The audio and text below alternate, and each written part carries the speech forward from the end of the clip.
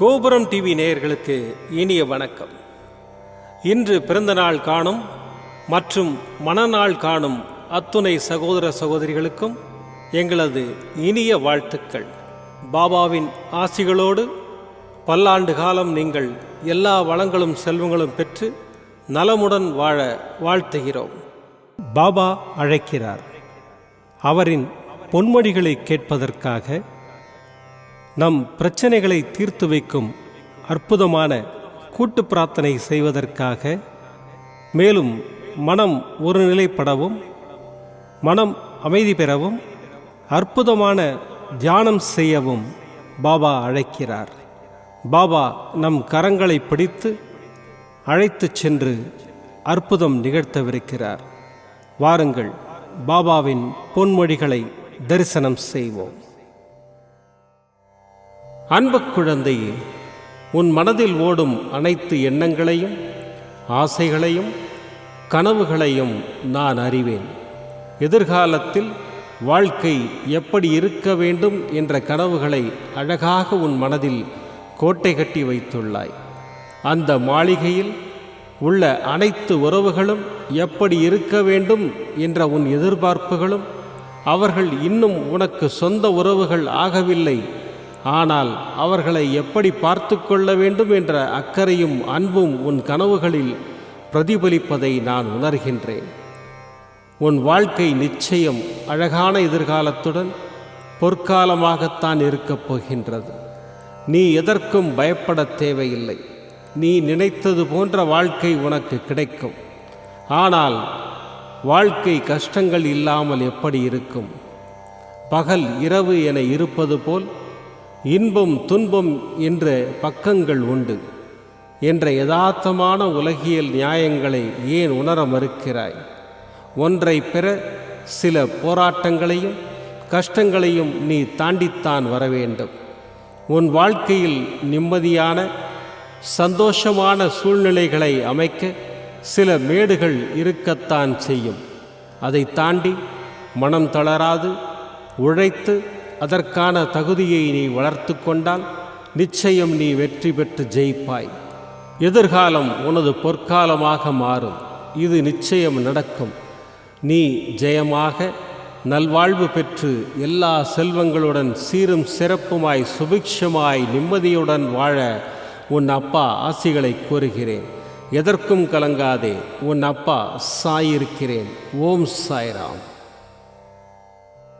பாபாவின் அற்புதமான பொன்மொழிகளை தரிசனம் செய்தோம். அடுத்த நிகழ்வு கூட்டு பிரார்த்தனை. நம் மனநலன் சார்ந்த பிரச்சனைகளுக்காகவும் உடல் நலன் சார்ந்த பிரச்சனைகளுக்காகவும் மற்றும் நம் அனைத்து விதமான பிரச்சனைகளுக்காகவும் சாய்நாதரிடம் கூட்டு பிரார்த்தனை செய்வோம். வாருங்கள், இந்த அற்புதமான கூட்டு பிரார்த்தனையை செய்வோம். பிரார்த்தனாஷ்டகம். 8 பிரார்த்தனைகள்.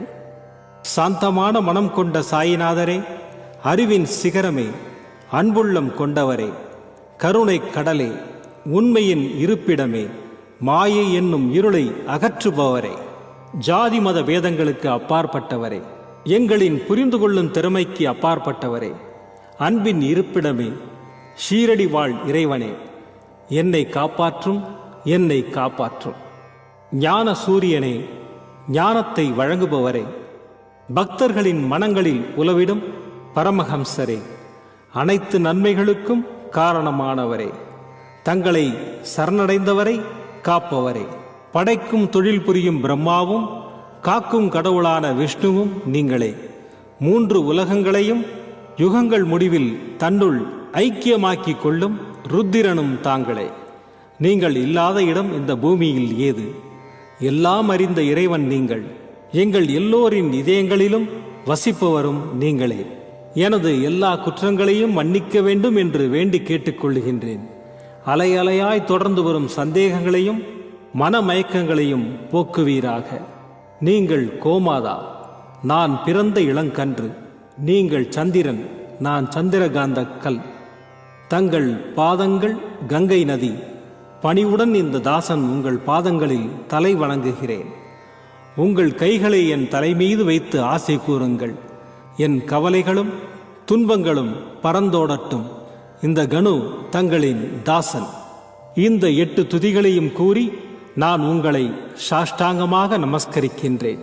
எனது பாவங்கள், துன்பங்கள் மற்றும் ஏழ்மை நிலை இவை யாவும் உடனடியாக விலகி ஓடட்டும். ஓம் சாய்ராம், ஓம் சாய்ராம், ஓம் சாய்ராம். அற்புதமாக கூட்டு பிரார்த்தனை செய்தோம். பாபா நம்முடைய கோரிக்கையை ஏற்று நிச்சயமாக நமக்கு அற்புதங்களை செய்வார் என்பது சத்தியம். இனி கண்களை மூடி பாபாவை மனதில் நிறுத்தி பாபாவின் அற்புதமான சக்தி வாய்ந்த மந்திரத்தை அனுபவிப்போம். ஓம் ஷிரடி வாசாய வித்மஹே சச்சிதானந்தாய தீமஹி தன்னோ சாயி பிரச்சோதயாத். ஓம் ஷிரடி வாசாய வித்மஹே சச்சிதானந்தாய தீமஹி தன்னோ சாயி பிரச்சோதயாத். ஓம் ஷிரடி வாசாய வித்மஹே சச்சிதானந்தாய தீமஹி தன்னோ சாயி பிரச்சோதயாத். ஓம் ஷிரடி வாசாய வித்மஹே சச்சிதானந்தாய தீமஹி தன்னோ சாயி பிரச்சோதயாத். ஓம் ஷிரடி வாசாய வித்மஹே சச்சிதானந்தாய தீமஹி தன்னோ சாயி பிரச்சோதயாத். ஓம் ஷிரடி வாசாய வித்மஹே சச்சிதானந்தாய தீமஹி தன்னோ சாயி பிரச்சோதயாத். ஓம் ஷிரடி வாசாய வித்மஹே சச்சிதானந்தாய தீமஹி தன்னோ சாயி பிரச்சோதயாத். ஓம் ஷிரடி வாசாய வித்மஹே சச்சிதானந்தாய தீமஹி தன்னோ சாயி பிரச்சோதயாத். ஓம் ஷிரடி வாசாய வித்மஹே சச்சிதானந்தாய தீமஹி தன்னோ சாயி பிரச்சோதயாத். ஓம் ஷிரடி வாசாய வித்மஹே சச்சிதானந்தாய தீமஹி தன்னோ சாயி பிரச்சோதயாத். ஓம் ஷிரடி வாசாய வித்மஹே சச்சிதானந்தாய தீமஹி தன்னோ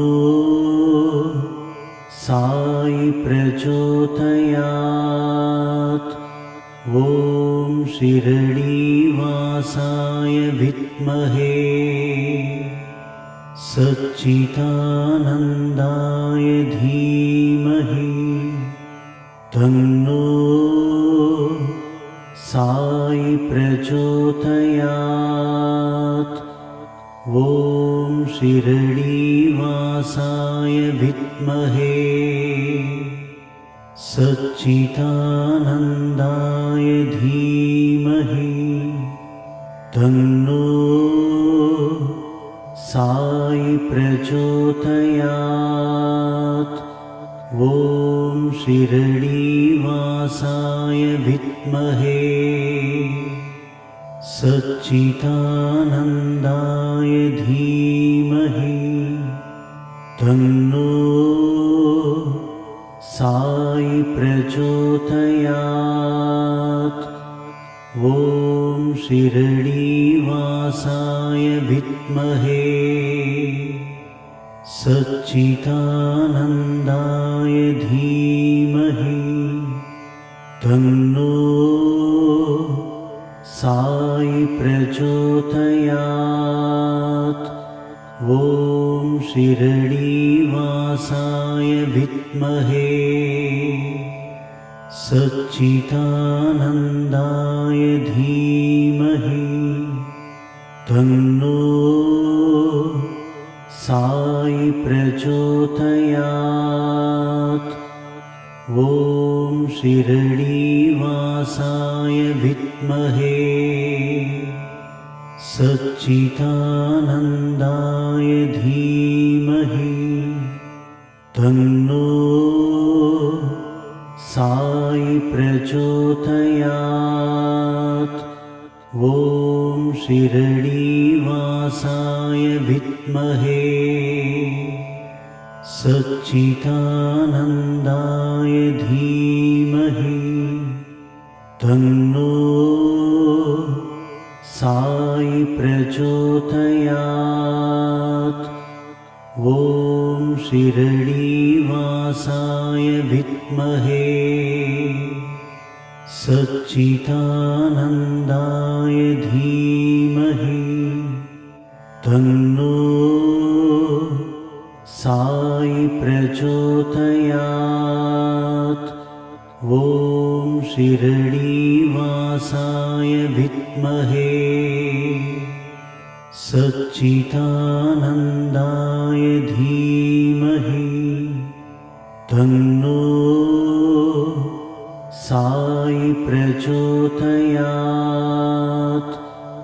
ॐ शिरडीवासाय विद्महे सच्चिदानन्दाय धीमहि तन्नो साई प्रचोदयात्। ॐ शिरडीवासाय विद्महे सच्चिदानन्दाय धीमहि तन्नो साई प्रचोदयात्। ॐ शिरडीवासाय विद्महे सच्चिदानन्दाय धीमहि तन्नो साई प्रचोदयात्। ॐ शिरडीवासाय विद्महे सच्चिदानन्दाय धीमहि तन्नो साई प्रचोदयात्। ॐ शिरडीवासाय विद्महे सच्चिदानन्दाय धीमहि तन्नो साई प्रचोदयात्। ॐ शिरडीवासाय विद्महे सच्चिदानन्दाय धीमहि तन्नो साई प्रचोदयात्। ॐ शिरडीवासाय विद्महे सच्चिदानन्दाय धीमहि तन्नो साई प्रचोदयात्। ॐ शिरडीवासाय विद्महे सच्चिदानन्दाय धीमहि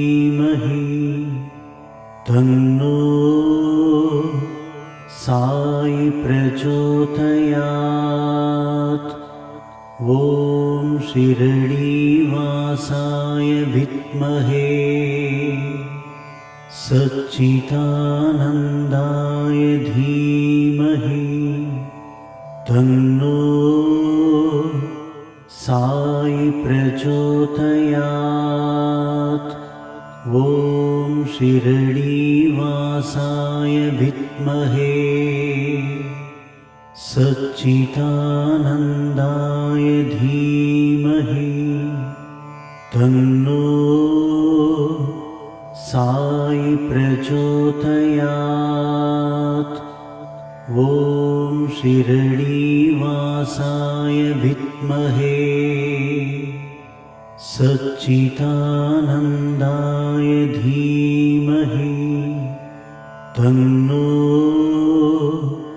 साई प्रचोदयात्। ॐ शिरडीवासाय विद्महे सच्चिदानन्दाय धीमहि तन्नो साई प्रचोदयात्।